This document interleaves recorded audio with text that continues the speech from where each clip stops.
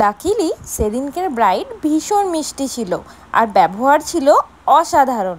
আমরা যখন সাজিয়ে পরে বাড়ি ফিরছিলাম তখন উনি কত রিকোয়েস্ট করলেন যে দিদি একবার আপনি কিন্তু স্ন্যাক্স হলেও কিছু একটা মুখে দিয়ে তবেই বাড়ি যাবেন। তো চলুন আজকের ব্রাইড স্টোরি শুরু করলাম। আমি আর রূপালি দি চলে গেছিলাম ধানবাদের সিটি স্টাইল মোড় থেকে একটু 5 মিনিট টোটোতে। তো তার আগে একটু পেট পুজো করে নিলাম। সেই সকালে ব্ল্যাক ধরে গেছি তো খিদেটা পেয়ে গেছিলো। প্রথমে কচুরি দিয়ে শুরু করেছিলাম, সেটাতে পেট ভরেনি, তাই ভাবলাম ব্রাইড সাজানোর আগে লাঞ্চটা সেরেই নিই। ঠান্ডা ঠান্ডা রসমালাই দিয়ে আগে পেটটাকে ঠান্ডা করে নিলাম। তারপর পনির দো পেঁয়াজা আর দুটো এই যে তন্দুরি রুটি নিয়ে আমরা পেটটাকে পুজো করে নিলাম, কারণ পেট পুজো ছাড়া কাজ কি করে হবে বলুন তো। তারপর সোজা চলে গেলাম অন দ্য স্পটে গিয়ে রূপালিদি ফার্স্ট এই শাড়ি ড্র্যাপিং করতে ব্যস্ত হয়ে পড়েছিল। আজকের ব্রাইডাল লুক ছিল গুজরাটি লুকে।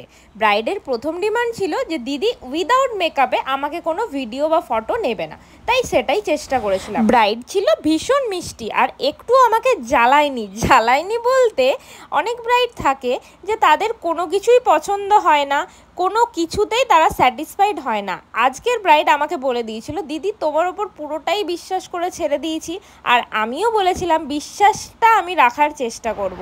সো ফেসের মেকআপ অলমোস্ট ডান, এবার হেয়ার স্টাইল করবো আর বাকি মেকআপটা কমপ্লিট করব। সবাই জানিয়ে ফেলুন যে কেমন লাগলো আজকে আমার এই ব্রাইডাল লুক। সব থেকে ভালো লাগার বিষয় একটা মেকআপ আর্টিস্টের কাছে এটাই হয়ে থাকে যে ব্রাইডের মুখের হাসি, আর বাড়ি আসার পথে তার ফ্যামিলি বলুন তার বলুন সেই মুখের হাসি প্লাস ভালো একটা ব্যবহার, ব্যাস এইটুকুই চাই আমরা মেকআপ আর্টিস্টরা। रिव्यू दे दीजिए मेकअप कैसा लगा? अच्छा है आपका मन मतलब मन ठीक दिल खुश हुआ तो साड़ी भी बहुत सुंदर लगती है।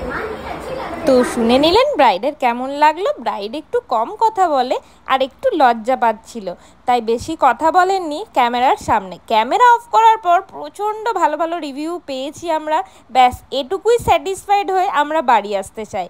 তারপরে ব্রাইড এত ভালো ছিলেন যে বললেন যে দিদি বাড়ি যাওয়ার সময় কিছু খেয়ে যেতে হবে। আমি বললাম যে ট্রেন তো আছে, দেখে নি ট্রেনের টাইম অনুযায়ী আমি চেষ্টা করব। ধানবাদ টু আসানসোলের ট্রেন চেক করে দেখলাম একটু টাইম হাতে আছে, তাই সেই সময়টা কাজে লাগিয়ে ফেললাম পেট পুজোর জন্য। আর কাজের সময় খিদেটা যদিও পায় না, কিন্তু কাজের পরে একটু খিদে পায়, তাই কোল্ড ড্রিঙ্কস দিয়ে শুরু করে একটু স্ন্যাক্স আইটেম খেয়ে নিলাম। আমার প্রিয় ফ্রেঞ্চ ফ্রাই খেয়ে দেখে নিলাম ব্রাইডের এন্ট্রি, ওয়াও দিয়ে তারপর আমরা সোজা, আচ্ছা তার আগে কাজু কাটলি ছিল যেটা আমার ভীষণ ফেভারিট, আমি 2-4টে ব্যাগে ভরে নিয়ে এসেছিলাম। আজকের ভ্লগটি এত দূর রাখলাম, ভালো লাগলে একটা লাইক শেয়ার কমেন্ট করে দেবেন। টাটা।